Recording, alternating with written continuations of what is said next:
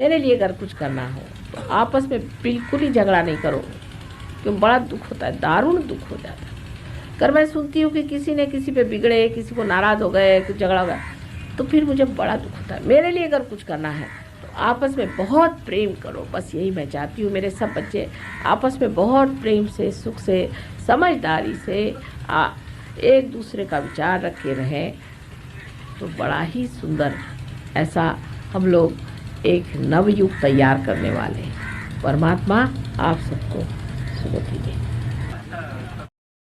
किसी को भी किसी भी चीज के लिए दुख देना बहुत बुरी बात। कृपया एक दूसरे का आदर करें। आप सहयोगी हैं, दूसरे भी सहयोगी हैं। आज आप किसी पद पर हैं, दूसरा नहीं। ये पद आपने पाया हुआ नहीं, हमने दिया हुआ है, और जब चाहे इस पद से आपको हम हटा सकते हैं। इसलिए आप मेहरबानी से इसके योग्य बने, नम्रता पूर्वक इसे करें।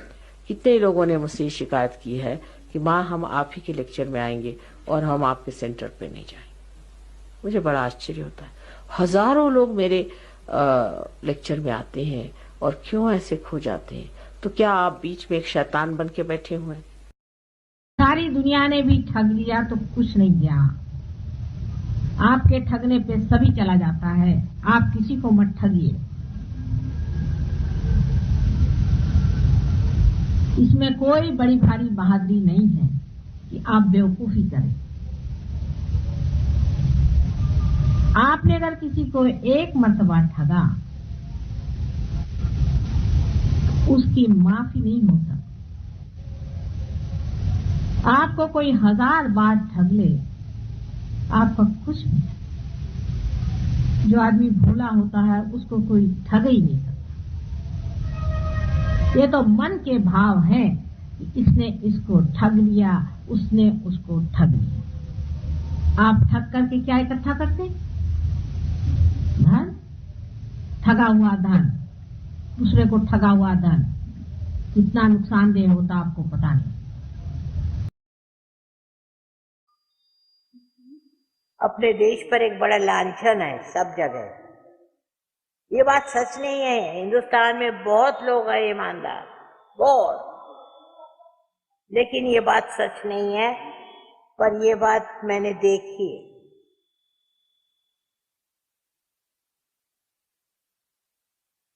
झगड़ा करेंगे, ये जमीन हमारी, ये जमीन तुम्हारी। अरे जो आपका है वो है स्वराज, स्व का राज्य। स्व का राज्य होगा तभी होगा जब आप वाकई में स्वतंत्र हो जाए। किसी से डरने की जरूरत नहीं, किसी को कुछ कहने की जरूरत नहीं।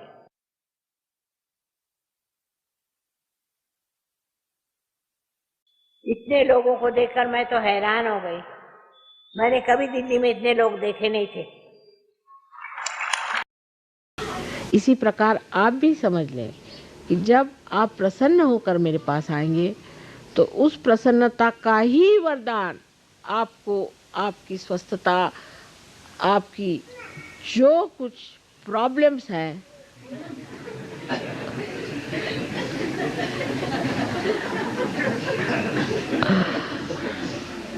उसका सुलझाना उसी से बनेगा जिस प्रसन्नता से आप मेरे सामने आए।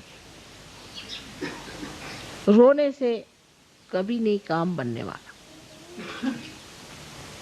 बर्दाश्त करके कि मैं प्रसन्न हूँ, अगर आप सामने खड़े हो तो वाकई जैसे आप मेरे सामने ऐसे आए हैं वैसे ही हो जाएगी।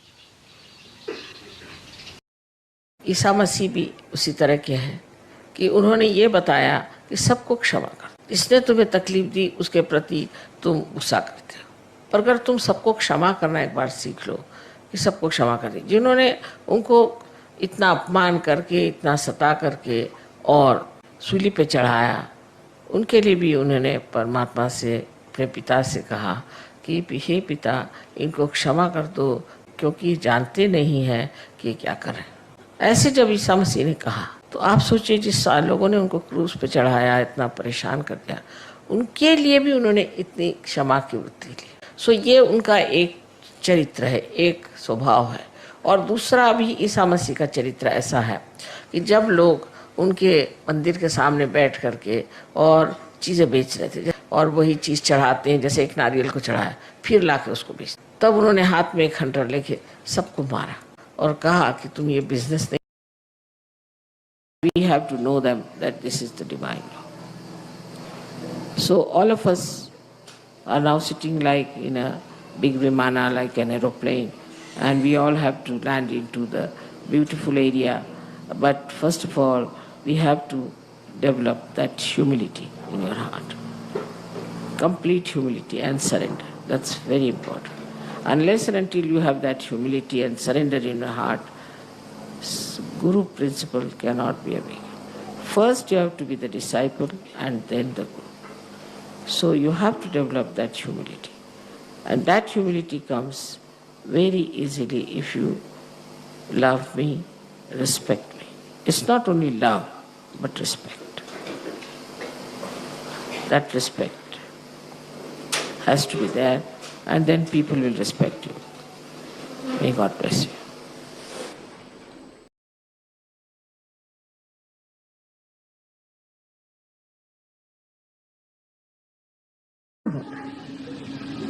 जो कुछ हितकारिणी चीज है वो सब धार्मिक है और वो करनी पड़ती, गुस्सा भी करना पड़ता।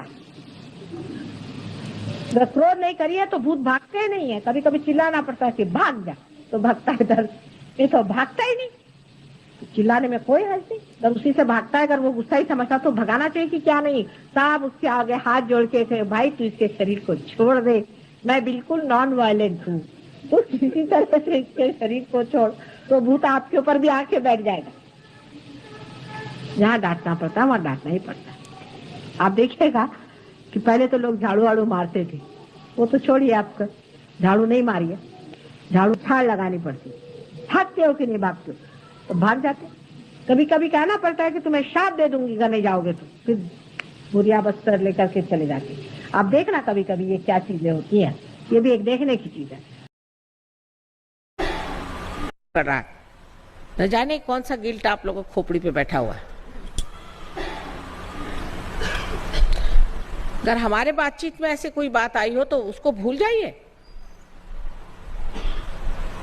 हम तो दूसरों के लिए कह रहे थे, आपके लिए थोड़ी। आपने तो कोई भी नहीं गलती की, आप तो सब राजा बेटा लोग हैं। You have done no mistakes. I was talking about some other people, not about you. अपनी और दृष्टि करते ही तुम समझ जाओगे कि तुमने ही अपने साथ छलना करी, किसी और ने की नहीं। ये बड़ा भारी अंतर है, सहज योग के लिए नुकसान का भी।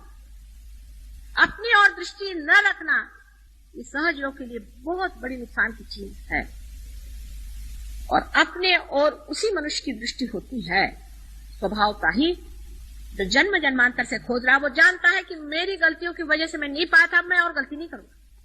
जैसे कि कुंद घर के अंदर में आप बंद हैं और निकलने का रास्ता नहीं, जिसने 10 जगह दरवाजे पर ठोका मारा है, जिसका सर फूटा है 10 जगह, वो फिर सोचता है नहीं, रास्ते की ओर नजर रखो, दरवाजे की ओर नजर रखो। सब दूर से मार खाने से वो दरवाजे की ओर, वो कुछ और नहीं जानता है, सिर्फ ये जानता है मैंने पाया ना, मैंने देखा है ना, मुझे मालूम है वाइब्रेशंस आ रहे हैं मेरे अंदर से। मतलब ये है कि अब वो दिन बीत गए कि जब साधु संतों को सताया जाता था। अब ये दिन आ गए कि खबरदार, जब किसी ने भी साधु संतों की तरफ टेढ़ी आंख की है तो उसकी आंख ही नोच ली जाएगी, उसके बगैर अब ठीक नहीं होने वाले। हर समय साधु संतों को छलने का अधिकार किसने दे रखा है मनुष्य? ये नया जमाना आ गया है, बहुत हो गया। अब सबके जितने गुप्त है सबके सब निकाले जाएंगे, सबने जो जो अधर्म किए हैं सबको ठिकाने लगाया जाएगा। साधु संतों को छलने का किसी को अधिकार नहीं। पहले तो ये कहते थे हाँ इनको पाप लगेगा, अब पाप जो लगेगा उसी क्षण दिखाई देना चाहिए, नहीं तो साधु संतों की जो तकलीफ है वो दूर नहीं जा सकती। कितना छला है हमने साधु संतों। ये अधर्म की वजह से, जब नाभि में अधर्म हो जाता है, जिस वक्त में यहाँ सारा अधर्म छा जाता है, तब श्री विष्णु जी अवतरण लेते और वो अनेक रूप से आए हैं। आपको मालूम है स्त्री रूप भी वो आए।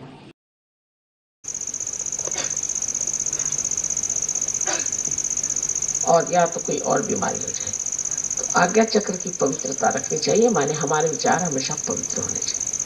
अपवित्र विचार आ जाए तो उसको क्षमा करते रहना चाहिए। विचार हमेशा पवित्र आने चाहिए, और जैसे जैसे आपकी उन्नति होगी आपके अंदर पवित्र विचार आएंगे नहीं, हमेशा पवित्र विचार आएंगे। तो सहयोग जो है वो सिर्फ आपके आनंद के लिए, आपके महानता के लिए, आपके गौरव के लिए और आपके पूरी तरह की प्रगति के लिए बना हुआ है। लेकिन उसमें ये भी चीज निहित है कि जो उनके साथ इस महान कार्य के साथ और जो लोग इस कार्य में पूरी तरह से संलग्न है उनके साथ कोऑपरेशन भी न दें, उनके साथ एकजुट सहयोग न दें, उन पर भी आफत आ, और इनको भी समझना चाहिए। और इनकी पूजा करने से जरा इनको आप खुश कर लें तो बड़ा अच्छा रहेगा। लेकिन जल्दी खुश नहीं होते, होता है ये जब तक अंदर की स्वच्छता नहीं होगी खुश नहीं होगी।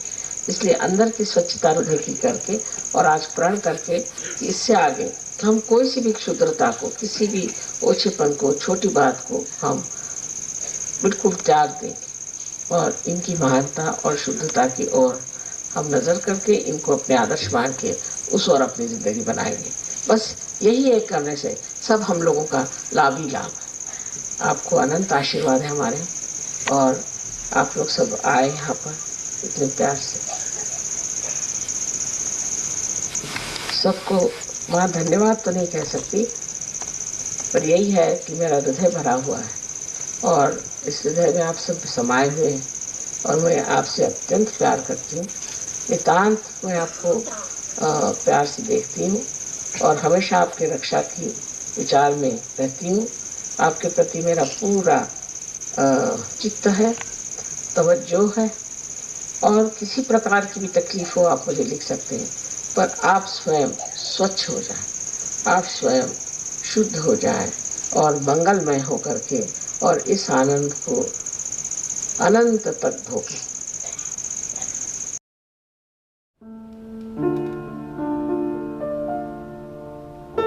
I wish you all a very happy and prosperous new year.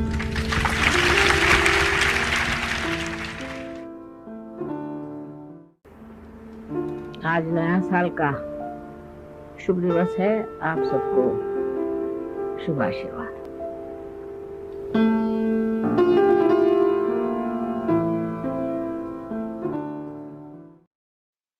All of you are in my heart,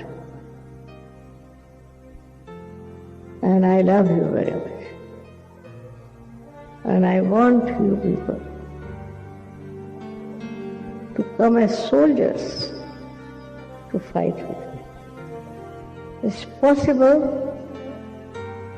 with the power of love, with the power of love.